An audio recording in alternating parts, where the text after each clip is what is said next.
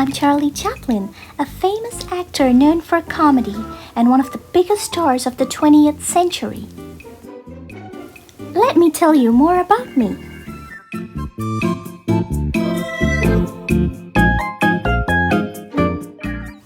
I was born on April 16, 1889 in London, England, and was named Charles Spencer Chaplin. My father, Charles Chaplin Sr., was a versatile vocalist and an actor. My mother, Hannah Hall, was also an attractive actress and a singer in the opera field. My first stage debut came when I was 5 years old. It happened when my mom's voice failed during a performance, and I was sent on stage to fill in for her. Due to my father's death and mother's mental illness, it was necessary for me and my brother to take care of ourselves from an early age. We went to many workhouses in London.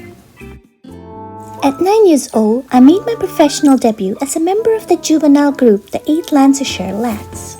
I also used to take up many jobs such as a news vendor, a printer, a toy maker, and a doctor's boy, but I never lost my aspiration to become an actor. I finally made my acting debut as a page boy in a production of Sherlock Holmes. From there, I started a career as a comedian after my characterization in the comedic sketch A Night in the English Music Hall. I then joined the Fred Carnot pantomime troupe, which took me to United States in 1910. This was when I signed a contract for $150 a week.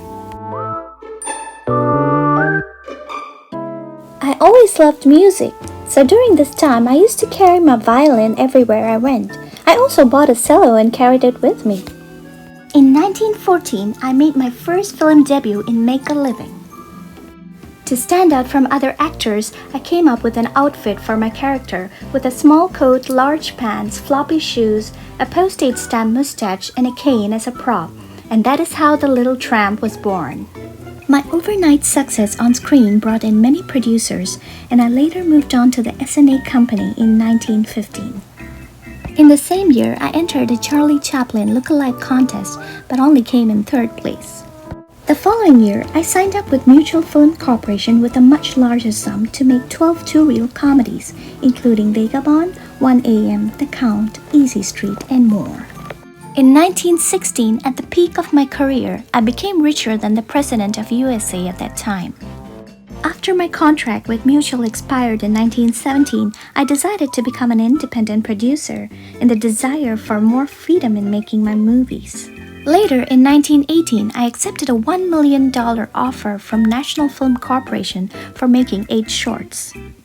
During this time, I married Mildred Harris, and being a perfectionist in everything, I was very particular in my personal life too, so I ended up having 4 wives and 11 children.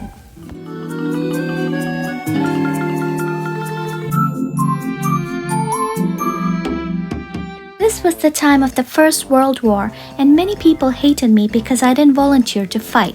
I chose the film field over the battlefield. Although I was willing and ready to answer the call of my country, I had to await word from the British Embassy.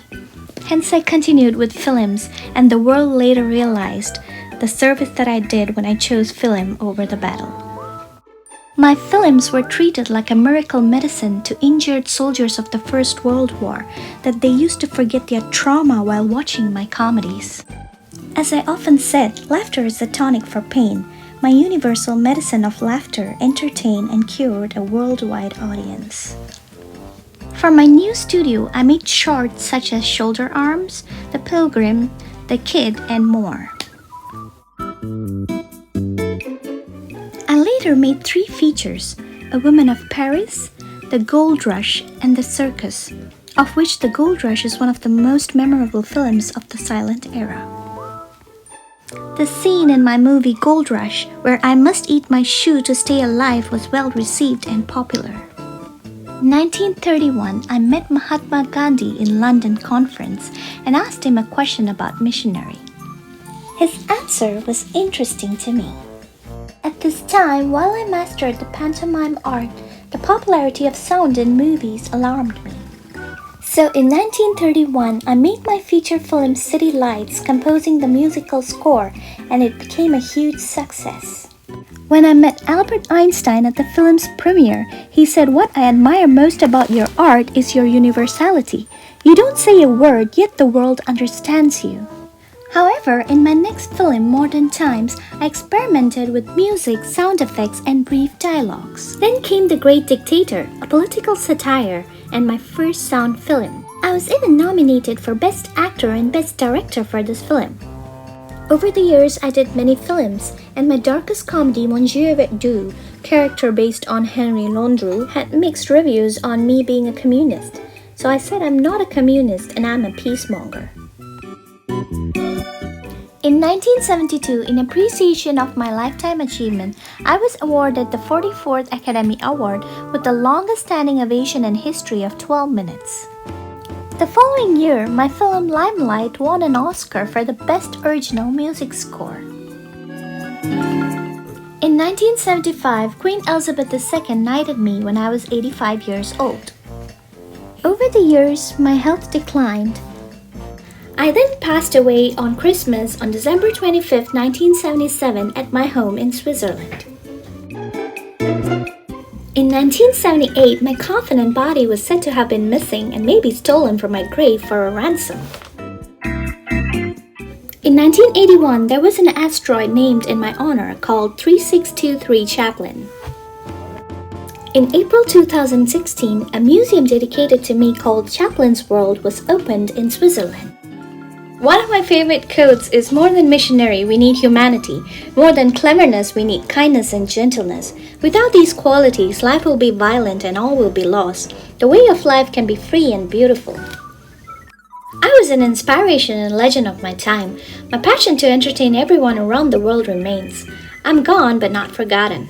So kids, remember, nothing in this wicked world is permanent, not even our troubles. Your future is created by what you do today, not tomorrow. A day without laughter is a day wasted. And the 6 biggest doctors in the world are sun, rest, exercise, diet, self-respect, and friends. So stick to them in all stages of your life.